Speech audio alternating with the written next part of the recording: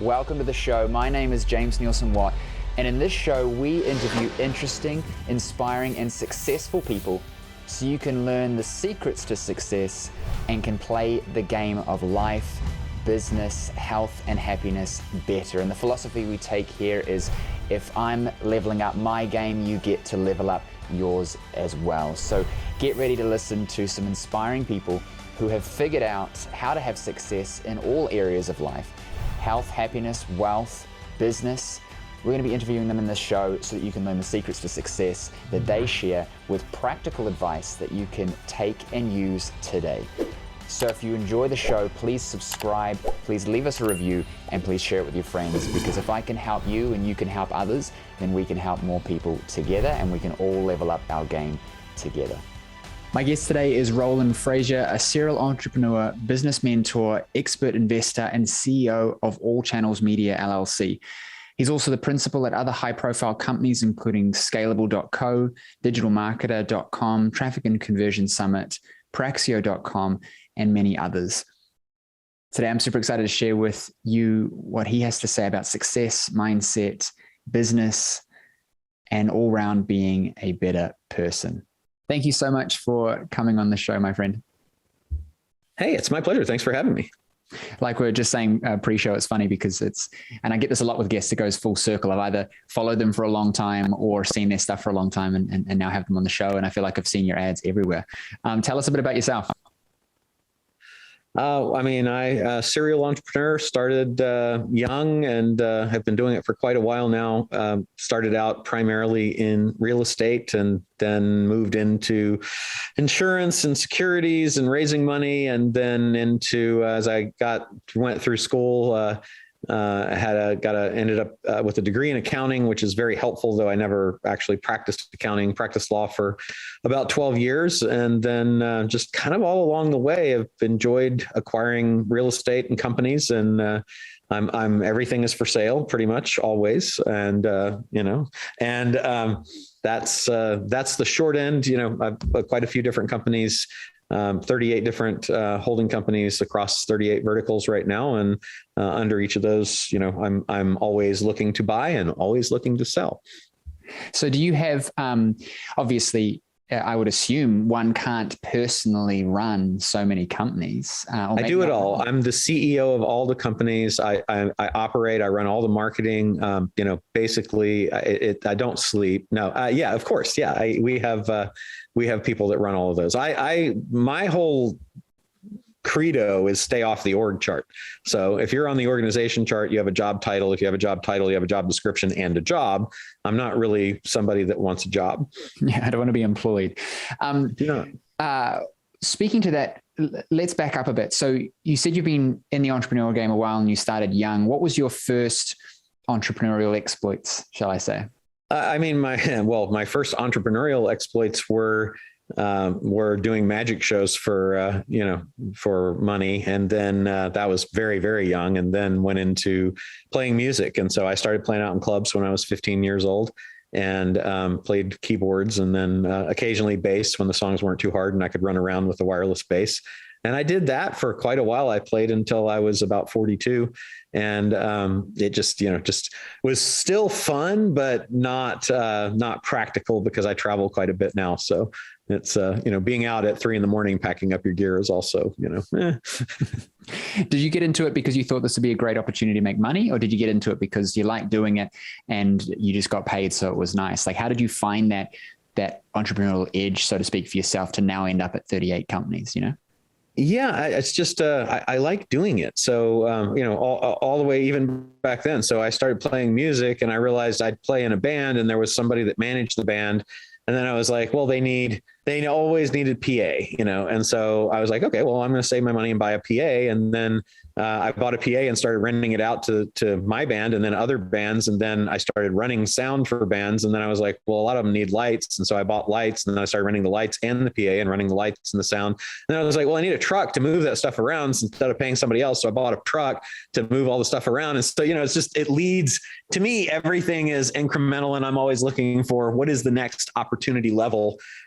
And then that just, as I went through school, my father still to this day practices tax law. And, he told me when I was younger, he said, listen, if you don't know what you want to do, which I still am not sure, you could always go to college and get a degree in accounting, because then you'll know numbers. And if you know numbers, then that will be helpful to you in the world. And I was like, okay, that makes sense. I don't know what I want to do. I'll do that.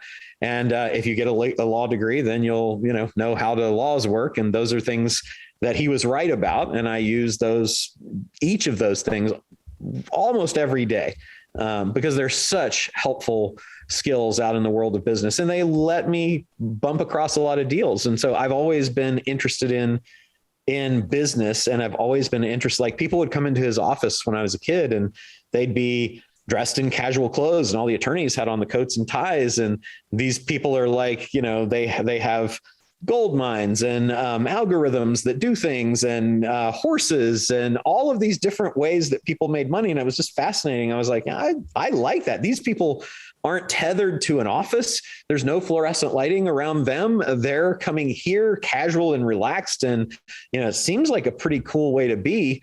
I'd like to do that. And then I just kind of started reading and, investigating that. Robert Allen's book, Nothing Down, my dad shared with me, and I was like, man, you can buy real estate with nothing down. That's so cool. And, that just kind of led to everything else. But I definitely was, from long ago, I didn't like the idea of working for somebody. The last job I had working for somebody was as a skate rental clerk at Golden Skate World roller rink in Richmond, Virginia. So, that's, it's been a long time. I was like, 16.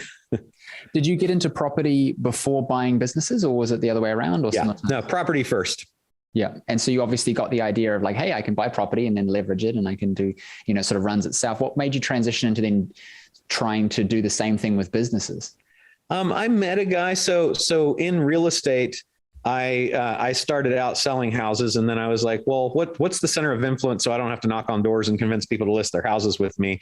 And I was like, well, people that are building houses have lots of houses for sale. So I made friends with some developers and ended up getting to represent them. And then I was like, well, this development stuff is kind of cool. You seem like you're doing pretty well. How does that work? And they're like, well, we go out and we raise money from people through these things called syndications that are limited partnerships, and people put up money and buy interests in that. And then we take that money and we buy land and get it entitled, and then we build houses, or we just sell off the lots, and then we pay them back and we get the difference. And I was like, well, that's cool. How do I help with that? And the first thing was, well, there's this thing called key man insurance now, key person insurance, where we have to, in case something happens to us, we have to get an insurance policy. And I was like, that sounds like a commission. Can I go get my insurance license and sell you that? And they were like, yeah. I was like, okay, cool. And I was like, well, the selling securities, this like raising money thing, that sounds really interesting too. Can I just go start doing that? And they were like, well, you have to have a license. And at the time, the license was only, you couldn't take the Series 7 exam in Virginia. You had to go up to Washington, DC to do it. So, I'm at that point 20 years old. And so I bought a review book, and I found somebody that that got referred to me that could hold my license. It was a firm in New York, a small firm. And I went up to DC and I took the exam and passed it. And I was like, okay, cool. Now I can raise money. And then through those connections in New York, I get introduced to some people at Prudential Securities. And that one of those investment bankers took me under their wing and was like, this is right down to, this is how you need to dress. This is how you need to talk. This is how this game works. And I met an ops team that they had that they would send into companies they would buy using leverage buyouts. I learned all about leverage buyouts and how that stuff worked. And I was like, you mean you can buy a company and the company pays for itself? Holy crap, that's amazing. And so that was really far more interesting to me at that point than real estate, because once you get real estate down, you kind of have it down. It's not terribly challenging. And so I liked all the moving parts of companies, and I liked all the different things that companies could do. I really love that idea. I've had, I have a few investment properties, and they're just buy and holds, and then we leverage, and then we get more, and they just sort of which is great.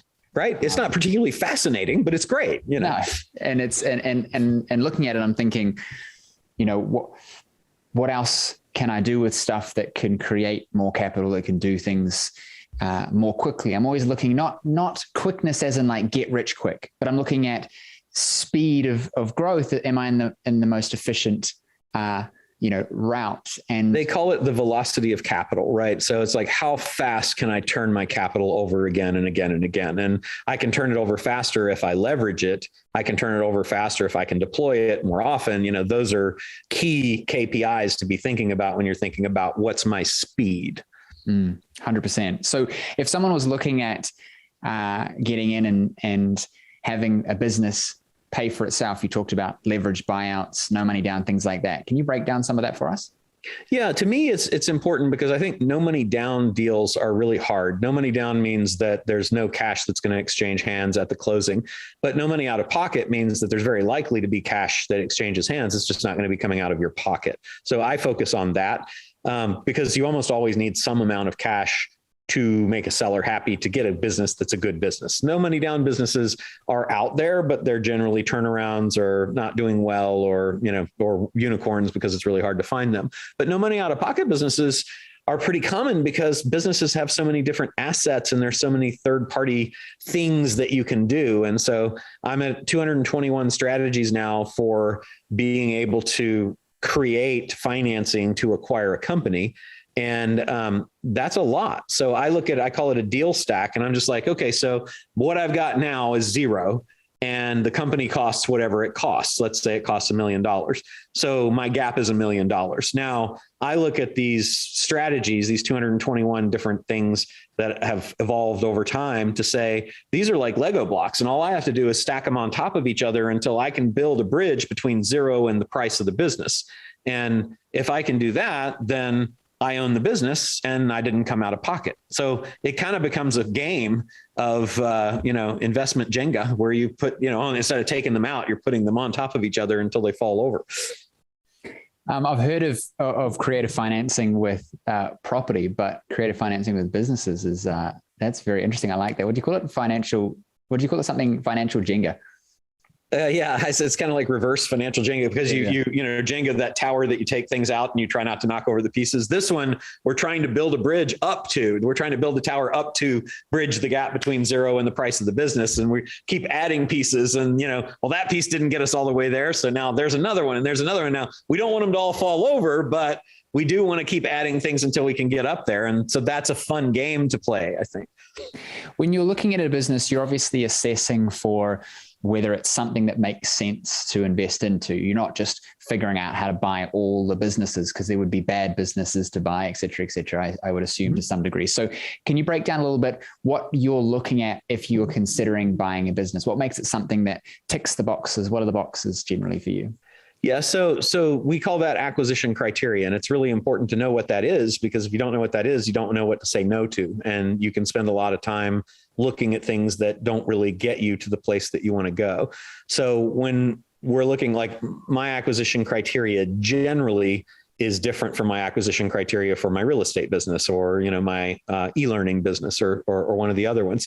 So the general is I'm looking for something that is going to hit the financial target that I want. So I know that I want a deal generally that is a platform company, not like an add-on company, but a company that's going to be kind of a centerpiece of a vertical. I want that company to be doing at least $1 million in EBITDA or profit every year, because if it's not doing that, then it doesn't have a lot of cash to work with to take care of some of the things I might do to acquire it. And it doesn't have a lot of money to grow, and it's probably early on. So to me, it's never a startup.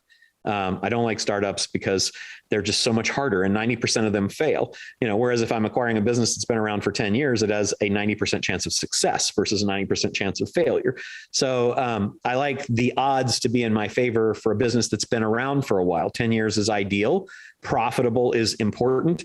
At level of profitability is important to identify too. For me, it's $1 million in EBITDA. And then I want it to be something that I'm not going to have to run. So it needs to have an operator, or the departing operators have to be replaceable. And I've got to have some indication of where that replacement is going to come from. I'm looking for a good compound annual growth rate, preferably in 20% or higher per year. I'm looking for a good profit margin, preferably 20% or higher. Those are the kind. I'm looking for long-term management. I'm looking for diversified customers so that all their eggs aren't in the basket of one customer. I don't like platform dependencies, like I'm selling on Amazon and I only sell on Amazon, because then if Amazon decides something's wrong with you, your whole business is gone. If you've got one SEO page that's sending 100% of your business, that's dangerous. Google once in a blue moon does readjust their algorithm. So those are all things that, that are important in evaluating. What would make a business owner running a business like that sounds like it's doing pretty well, consider to sell? What's the incentive for them other than what are the D's, right? Death, divorce, etc. There are a lot of things, right? So like I'm generally looking for someone who has some motivation. So I'm a seller, but I'm not the seller I would want to meet because I'm going to sell at market or better.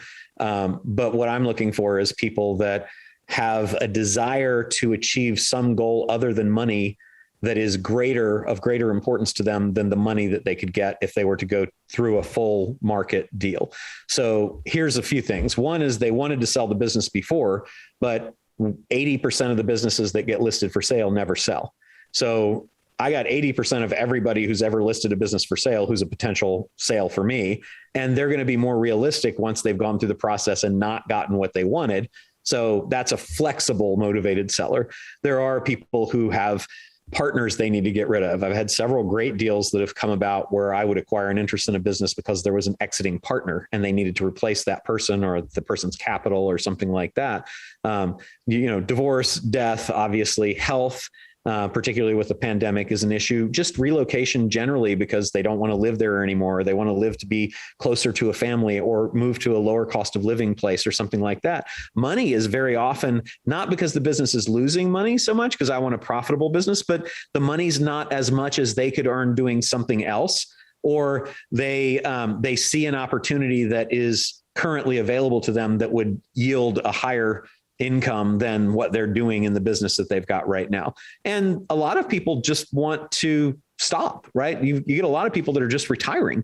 You get 600,000 businesses a year in the States alone that just close their doors because of whatever. People just, they can't sell them. They can't do anything else. They're just walking away. So there's a whole lot of reasons that people would sell a profitable business. When you're looking at the business, are you making any decisions around ways that you can run it better? Like, are you going in with an expectation of there's probably this margin here because I can see that they have too many staff or inefficient systems or that kind of thing? Yeah, we have a playbook of about 93 different things that we look at when we go in. And so we just kind of tick those off. We have, low hanging fruit, which would be increasing prices because most businesses haven't done that in a long time, up to the more complicated operational or, inventory management systems or things like that. Yeah. And generally it's people, it sounds like, who are running the show themselves, and then you're taking over from them with a team, or do you often buy from people who it's being run and they're not on the org chart, but you're still taking over? Yeah, it's a really good question. I would say it runs about 50-50 for me, that there are 50% owner operated businesses where if the owner was to go away for 6 months to a year, the business wouldn't still be there, and professionally managed businesses where if the owner went away for 6 months to 12, it would probably be in better shape. Yeah. Okay. I believe I think I heard it from Tony Robbins somewhere, that we're facing down a period where there's going to be a lot of businesses that come up for options because the owners, the baby boomer generation, is hitting that period where they're now going to be stepping out, and there's not necessarily many to come in and step in and take it because birth rate's lower and whatever.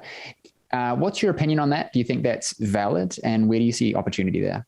Yeah, the data tells us it's valid. You have 330,000 baby boomers per day that are reaching retirement age for the next several years. About 12.5 million of those will be transitioning their businesses over the next 10 years. So you have, and I think it's a total value of about $10 trillion. So there is a huge point in time that we've got here for a decade or so where there are going to be far more people who are self-employed, entrepreneurial business owners that are just aging out, that 80% of whom can't even list their business and sell, many of whom will simply close the doors of the business. Many of them have no legacy or transition plan because their kids aren't interested in it and don't want to work in it. So that's a giant opportunity. Absolutely 100%. how are you looking at that for yourself and capitalizing on it? Do you have any focuses, any things that you're looking at or strategies that you're going to start applying? Well, I mean, I have a whole training on it, right? So what's cool is what I built for myself. Now I make available for other people. But my whole thing is, what are your acquisition criteria? I have acquisition criteria in each different vertical that I'm in of what I'm looking for. And so I'm very specific about what I'm looking for. And I'm looking generally, the first place is, what can I add to what I've got? Because I've already got a portfolio of businesses. So how do I make those businesses stronger? And I just ask myself, what is it that I'm solving for with my current platform? So I might say, well, I want more market share. That means I should buy competitors. I want more leads. I should buy media. I need more team or infrastructure. I should acqui-hire and buy somebody that's already got one of those. I need a higher AOV, then I need more products or services. So I should acquire companies that have those. I need more lifetime customer value. So then I should figure out, how do I acquire recurring revenue? I need more profit. How do I vertically integrate up and down the supply and distribution chain? I need more innovation. Then I buy IP, right? So it's what's the thing I'm going to solve for? And then I've got an answer through acquisitions. And you generally stack your companies like that? Like you're not just jumping into multiple. Absolutely. You're stacking them. Yeah. It makes. Yeah. No, I mean, I go into new verticals regularly when opportunities come about. And there are industries that I think are very appealing that I play in, but I'm also always looking to grow the businesses I've got so that I can sell them for more money. It makes a lot of sense if you're, I've seen that with people in the online space, and they will, they need more sales reps. So they might pick up a company or create one that solves a problem that then feeds to themselves. So much easier to do that than to start it from scratch. Yeah. I'd love to learn more about your program. And I think people listening to this, if they're anything like me, will have built to that point. Tell us about your program, how it works, how you teach this stuff. Sure. Yeah, I do every 6 or so weeks, a challenge. That's a 5-day challenge where I basically kind of go through and say, let's identify 5 companies that you can acquire with no money out of pocket. And then I kind of go through and I share 8 or 10 of the different strategies. And if you're paying close attention, you probably find 13 or 14 of them as to how to actually do that. And then it's really cool because I get DMs all the time from people who have just bought their business, or people who bought a whole bunch of businesses and never let me know. And then somehow they get reconnected to me and they're like, I did what you did, you taught, and I did, I just bought 16 businesses. It's like, oh my gosh, it's so cool. And it happens all the time. And so that's really, really fun. And so teaching that, starting out with, how do you figure out, like, what is the opportunity and what is your acquisition criteria? Then how do you identify businesses to acquire? And then where do you find them? And then how do you find the owner's information? And then how do you reach out to the owners? What do you say to them? And then what do you do once you've had that conversation to gather the data that you need to? Then how do you analyze the data to then how do I structure what I call the deal stack to get up between the gap between 0 and whatever it's going to cost you? And then how do you do basic due diligence and go forward? Let me ask you, everything sounds like a good idea, and there's a trap of doing too many things and losing focus, right? Splitting focus. If I've got focus on one thing and now I'm doing 10, I'm not multitasking because it's not real. I'm splitting, I'm now got 10% focus or 100% for 10 minutes in that, right? So if somebody is running a business, they're reasonably successful with it, and their intention is to grow and collectively be more successful, not necessarily in one particular space. What would be your advice for them with thinking about all these things? Because you've got property that you can get into, you've got other investments, you've got business building, and then you've got your own business, not just buying them. What's your advice? Well, I agree with you. I think it's good to focus on one thing until you get that thing done. The only way that you can really multitask effectively, because as you said, otherwise you're doing like a computer, you're quickly cycling among tasks. And so, particularly because unlike a computer, we have up and down time between that. We have switch time. So if you're switching between those things, you're losing a whole lot of time. It's terribly inefficient. But what you can do to stop that is you can have operators. And so I differentiate between working in the business where you're doing all of the tasks that the business needs to be done to working on the business like Gerber teaches. And that's basically, you should delegate and have systems and things like that, but it's still focused on the business. And then to me, there's working above the business, which is the highest level where the business itself is the product or service, and you don't really focus your day to day on, am I selling more widgets or services? You have people who are operators that do that. Your job is to be sure that you have operators, be sure that the business is financed correctly, and be sure that it is performing at the level that you want it to perform at on the KPIs you've identified that are important. And then how do you get more investors and capital? How do you find more businesses to acquire? That's really working above the business. That led into my next question beautifully, which is management and how do you stay out? And you said it right, where most, especially the people listening to this right now, they are in their business as the magician doing everything, and they have barely any people or barely any systems. And so you said we then start to work on the business with systems, processes, and people, but you're still heavily involved, and then you're working above the business. Does it get to a stage where you have managers, for lack of a better term, managing managers? So where you have a smaller executive team who then go and execute on subgroups of your companies, et cetera, so that you are even further removed? Or do you like to generally stay reasonably direct to the heads of the company? It depends on the stage of that particular vertical. So to me, there's I say there's 5 exits of an entrepreneur. The first one is you're working in the business, and then you move up to management. And now you're working on the business. You exited the line.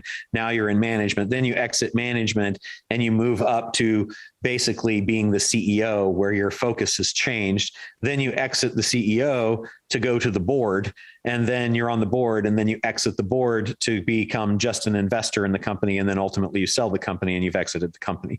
So where I generally sit is on the board or higher, right? So I might be on the board, and therefore I'm kind of focused a little bit on who's the CEO, so that I've got the person in there that can basically do the things that need to be done.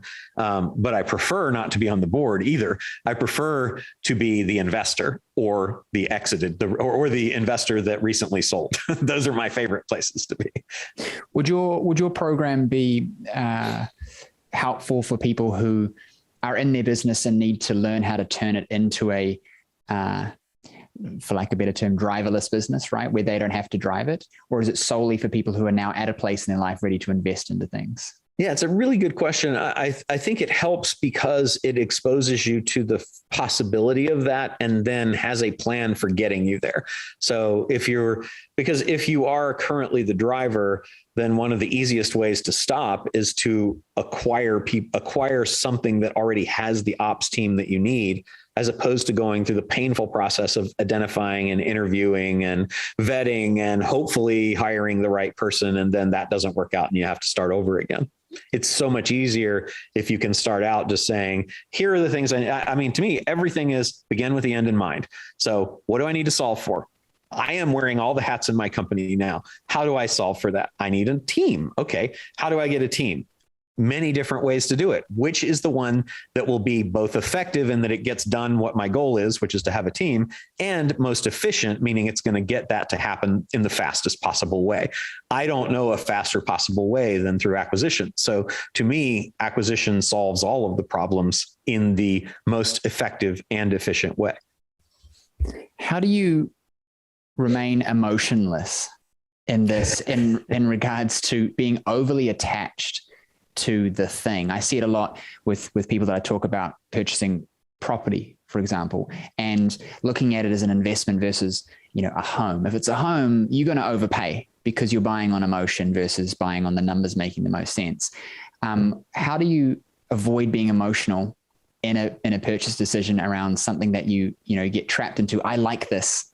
I like the idea of this. What do you do yourself to sort of avoid that? Or do you suggest that you don't avoid that?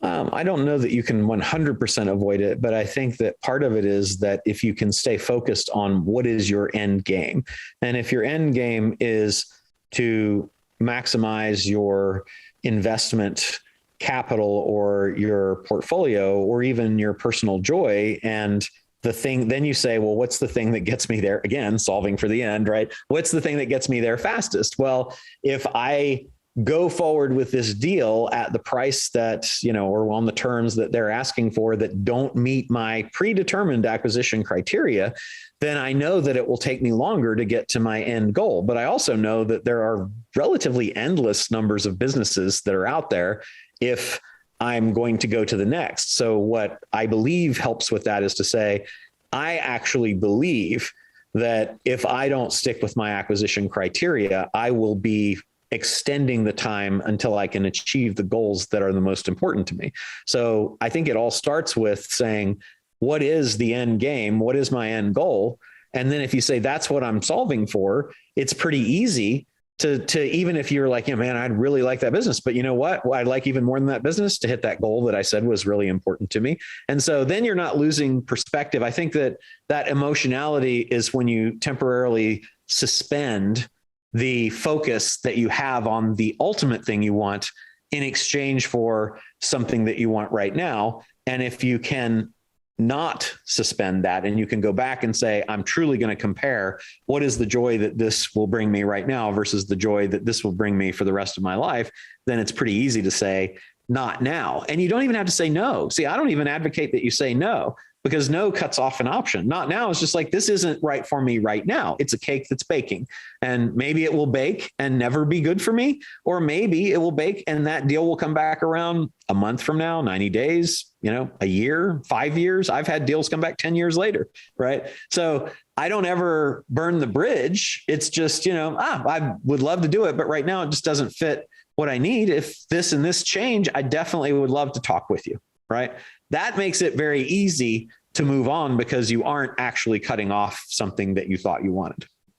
100%. A lack of clarity on what you want and having no emotional drive behind that is one of the biggest predictors of whether or not you're going to be successful or not. And in my experience, Agree. At least, because you keep saying it at exactly the same way that I say it to my clients every day, which is, what do you want? And then solve for that. Because a mantra of mine is, solve problems, don't chase ideas. And a lot of us get caught up in the emotion of hype of this idea instead of going, well, what problem do I need to solve to get to where I want to be? And you say, well, what do you want? And the person says, I don't know, but this seems like a cool idea. I'd love to have an Amazon business. And it's like, yeah, you're caught up in the marketing and sales hype of that company trying to pitch that thing versus, what do I want in my life? And I think we get caught in that in a lot of things. You see this, people get excited about children, but they necessarily didn't understand what that would mean to be a parent. I've got 2 young kids, and I can tell you it's not just little babies that are cute and cuddly. That's when it's somebody else's kid, not your own, right? Because you can give them back. Like sidetrack. It's funny when you meet somebody who house has got kids. I don't know about you, but like I'll find that I will swap children and experience joy in playing with that kid because it's somebody else's kid that I know that I'm going to pass back. It sounds weird, but you know what I mean? As a new baby, and my wife will say, oh, we should have a third. And I'm like, no, that's just because we're in love right now. Let's wait a few minutes when the other kids are screaming and then decide if we want another one. But I think that's reality. I want a motorcycle. I want a business. I want a lot of things that I haven't thought about clearly. What do I actually want through that? Not just the thing, but what is that thing getting me? And without that clarity, you can't solve for it because what problems, what things need to be achieved. Exactly. Yeah. What are you working on at the moment? What are some interesting things that you can share with us that are your focuses at the moment? I mean, my whole thing is really, I've got a whole bunch of deals that are in process. We have 5 exits that we're working on right now that I can't talk about because they're all in various stages of non-disclosure. And we have quite a few acquisitions that we're working on. I mean, I do this stuff every day, and it's one of my favorite things in the world to do. So, I get to go to play every day instead of going to work, which is pretty fun. And that's what I'm doing. It's like I'm in the middle of a whole bunch of deals and just as happy as can be because I get to negotiate. I get to, to see the things that I invested my time and effort in 3 to 5 or 7 years ago, now moving towards the end of that cycle. And I have several things that are adding to the things that I invested in 2 or 3 or 4 years ago. And I have several things that I'm adding now that will, several years from now be something else that gets to go through that. So that's truly it, in terms of business, and they're in all different kinds of, we're building a media network, and we have, quite a few very cool franchise opportunities that we're working on. And we have restaurants, and we have e-learning companies, and a lot of SaaSes, and, all of that stuff is just really fun. So I get to learn all the time, I'm a infinite learner, give me the chance to learn as much as I possibly can. I am ravenous for it all the time. And I'm learning because what I get excited about is learning, not just for learning's sake, but learning with the ability to apply it. So when I'm constantly consuming new information that I see can be applied to all of the different things I've got, that just sets me on fire. I have to ask, are there any really cool businesses that you're a part of that you can't talk about because they're name brands, or they're under some kind of NDA that you're just the secret owner of? Yeah. I mean, unfortunately, yeah, it's exciting and disappointing at the same time. And then you have things that are in the middle of different levels of funding or exit, or, any of those things. And all of them make you sign things that say you can't talk about them, which is, it's pretty funny. When do you think about exiting, and why would you exit at something that's profitable and working well? Like what's your thought process there? It's a great question because, and it's a very common question. And I get, like, when I advise people on exiting, I do half-day consults to generate deal flow. And I had somebody fly in from a different place today and meet with me for about 3 hours. And we talked about their business. And I told them, as I tell everybody, I was like, so do you have a number? Why is that the number? If you don't, you should. And it can change, but you should have a number, right? And will this business hit that number? And we went through that, and I said, yeah, you can hit that number. And then it was like, okay, so I said, so if you hit that number and you can sell the business, what are you going to do next? And they have a whole lot of other things that they want to do business-wise, and a whole bunch of things they want to do personally-wise. And I said, so you are the ideal seller of a business, because you're going to cash out, and then you know what you're going to do next. But if the business is your life, and it really does become, without us realizing it, a very important part of our social life and our worth, if that gets removed and you don't have another place to go, you're probably going to be unhappy. You're going to have a fixed amount of assets to live off of for the rest of your life. And hopefully your investments go well, but maybe they won't. And I've seen $100 million go away, a time or two. So even if you think, oh, I never could spend that, well, you probably can. So that being the case, to me, I think the answer is I am not short on ideas, and I'm not short on opportunities or things that I want to do. So to me, I could sell every business that I've got tomorrow, and I'd still have 100 things that I wanted to do and still wouldn't be able to do them all. So I think that you exit the business if you realize that you're okay with not having that anymore socially and worth-wise, and you've got something else that you're going to go into. Because if you can't replace it with something else, then you're just going to be sad and maybe even get into bad habits and things like that. So I suppose from an investment perspective, it's similar to closing a position on one thing so that you can use that for something else, if that's the thing that's exciting you, or is that the next thing you want to do. It's not that it's not a good investment to hold, it's that there's a new opportunity that you want to use that for. There is, but here's the financial reason to do that. So since we know that businesses sell for a multiple of their profits, and let's say that the average is selling for 10 now, just for an easy number to look with. So the day that I sell my thing that I'm selling right now, I get 10 years of profits today.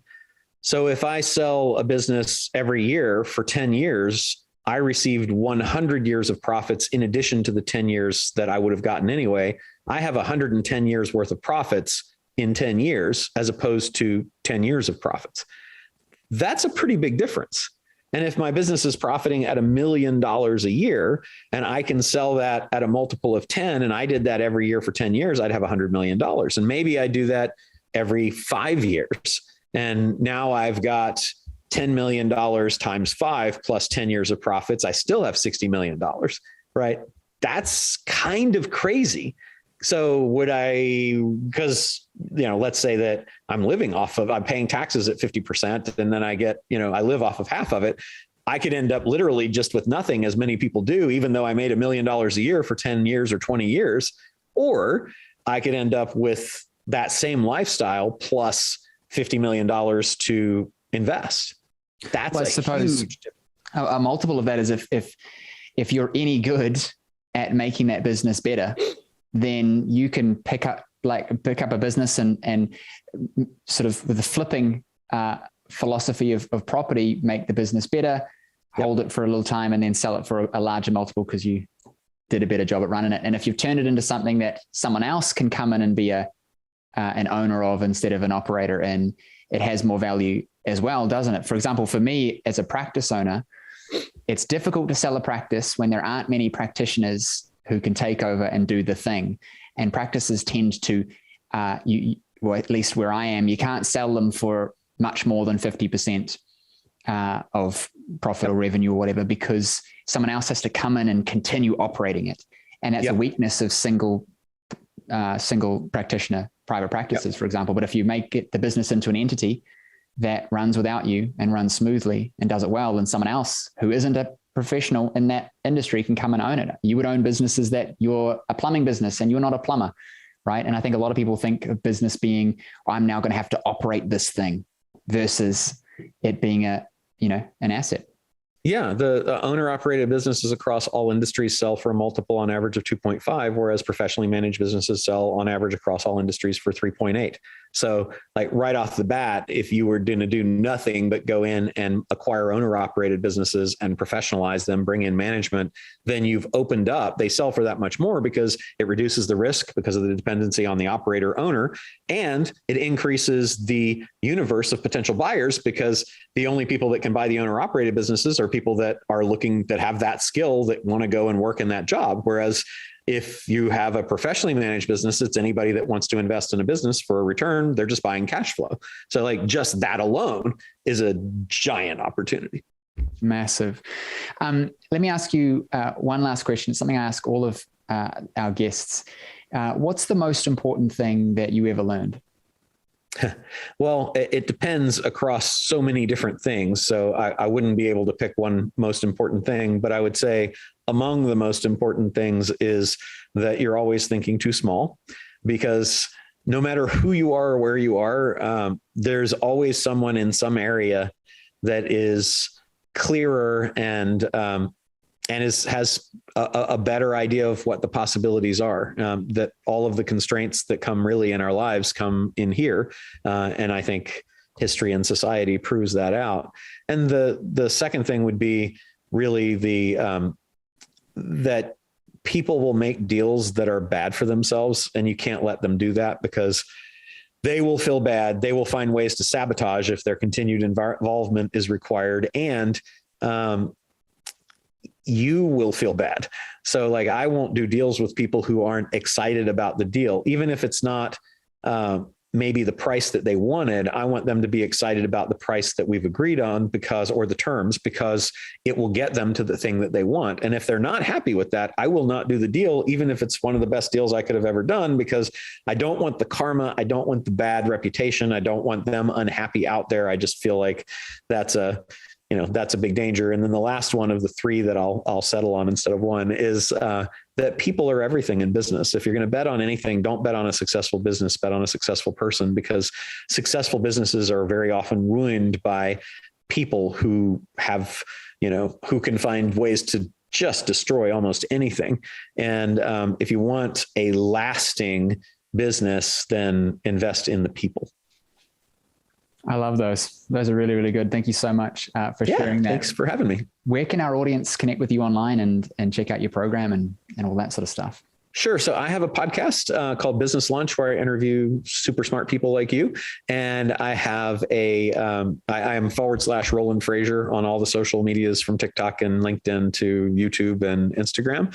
And then I have that 5-day challenge is at getepicchallenge.com. And, you can go to rolandfrasier.com and see lots of stuff too.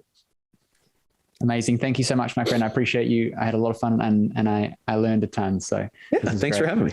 Thank you for checking out this episode. If you liked it, please make sure to subscribe and share it with your friends. And if you're a healthcare professional who wants to get serious about business, check out practiceowner.com, where we have a whole lot of resources on helping you to grow more impactful and more financially viable practices. So that's practiceowner.com. Go and check that out if you're a health professional serious about business, and don't forget to subscribe.